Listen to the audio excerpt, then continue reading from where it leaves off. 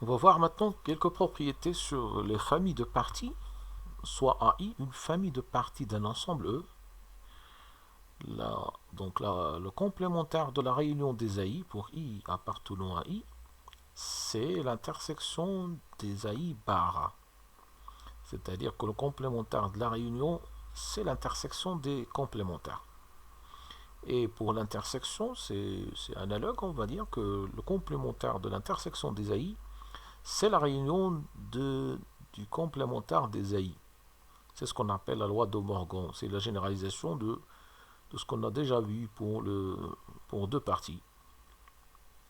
Si I lambda est une famille de parties de I, telle que I est égal à la réunion de I lambda. C'est-à-dire si on partage le I en réunion de petites parties, alors le fait de faire la réunion sur les AI pour I variant dans tout I revient à faire la réunion sur les AI qui appartient à chaque I lambda.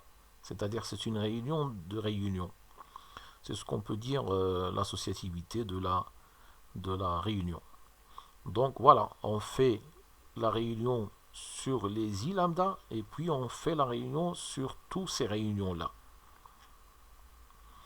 L'intersection des AI, la même chose, sur I variant dans grand I, c'est l'intersection sur lambda appartenant à grand lambda des intersections des AI pour I variant de I lambda. Il s'agit de faire donc l'intersection sur les I lambda et après faire l'intersection de toutes ces intersections calculées.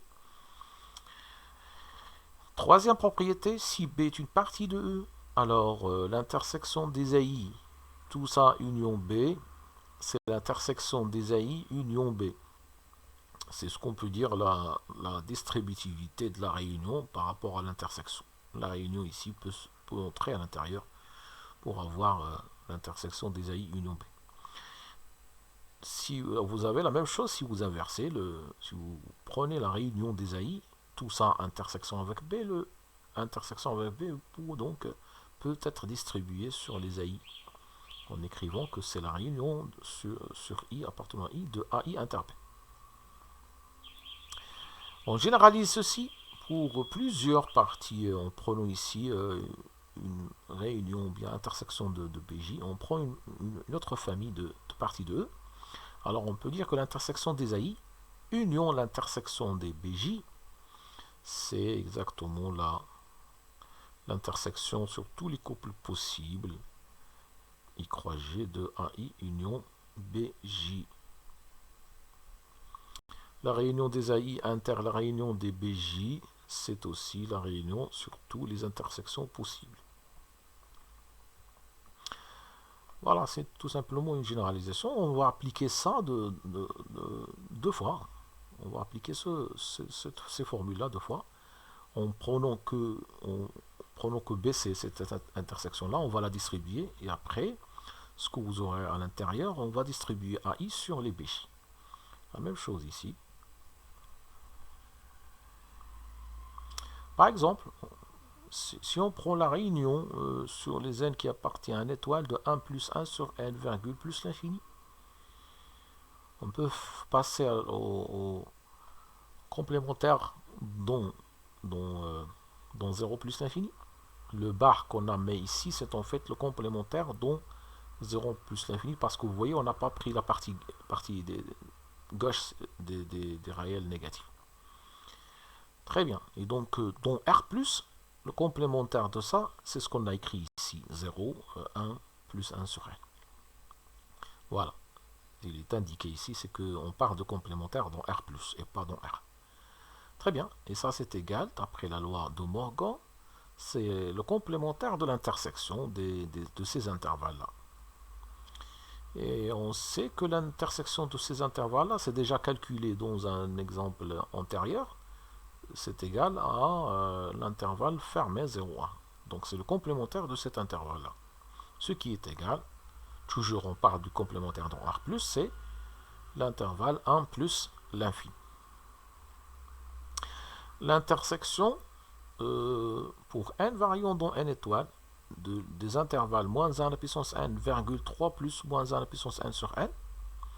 Puisque ici, il y a une puissance de moins 1 qui dérange, on va donc décomposer l'intersection en deux parties. C'est l'intersection sur les n qui sont pairs et puis l'intersection sur les n qui sont impairs. Donc on peut écrire ça comme étant l'intersection pour n dans n étoile de 1 plus 3 plus 1 sur 2n. C'est-à-dire on a posé n égale 2 fois n' par exemple, mais on a gardé à la fin le même nom. C'est en fait moins 1 à la puissance 2n qui est égal à 1, 3 plus moins 1 à la puissance 2n qui est égal à 1, et en bas c'est 2n. Intersection avec l'intersection pour les autres parties, c'est-à-dire pour n qui est impair. C'est-à-dire il est de la forme 2n plus 1. Ce qui va donner ici moins 1. Et la même chose ici va donner moins 1 sur, et le n il est de la forme 2n plus 1. Et le n va parcourir n tout entier, parce que pour n égale à 0, ça va donner 1. C'est le premier entier ici, le premier entier impair, dans l'intersection départ. Le fait de varier n dans grand N, ça revient à varier 2n plus 1 de 1 à l'infini, mais en ne prenant que les termes impairs. Alors, même si vous voyez, c'est que le n varie dans n, mais en fait, à la fin, l'expression 2n plus 1, il ne va pas parcourir tous les entiers naturels, mais juste les entiers naturels qui sont impairs. La même chose, on peut la dire ici, c'est que le n varie dans n étoile, mais l'expression finale qui a remplacé le n ici dans la première, il va parcourir juste les termes pairs, les entiers pairs. Voilà, maintenant donc on a simplifié l'expression des intervalles, et vous voyez que l'intersection de ces intervalles-là, on peut faire un calcul analogue à ce qu'on a fait déjà dans l'exemple précédent. Ceci va donner donc l'intervalle fermé 1, 3. Intersection avec, et ça on peut faire la même chose. On peut même remarquer ici que l'intervalle le plus petit ici correspond à n égale à 0, c'est-à-dire à moins 1, 2. Voilà, les autres intervalles ils contiennent tous moins 1, 2, donc l'intersection de tous les intervalles, c'est le plus petit, qui est moins 1, 2. Très bien, ce qui va donner comme intersection finale l'intervalle fermé 1, 2. Voilà. Pour la première intersection, je rappelle qu'on a appliqué la même méthode qu'on a fait pour calculer cette intersection dans un exemple antérieur qu'on a déjà fait. Et ici, c'est pas la peine de faire la même chose, parce qu'ici on peut remarquer que il y a un intervalle qui est le plus petit que tous les autres, c'est-à-dire qui est inclus dans tous les autres, c'est l'intervalle qui correspond à n égale à 0. C'est le plus petit.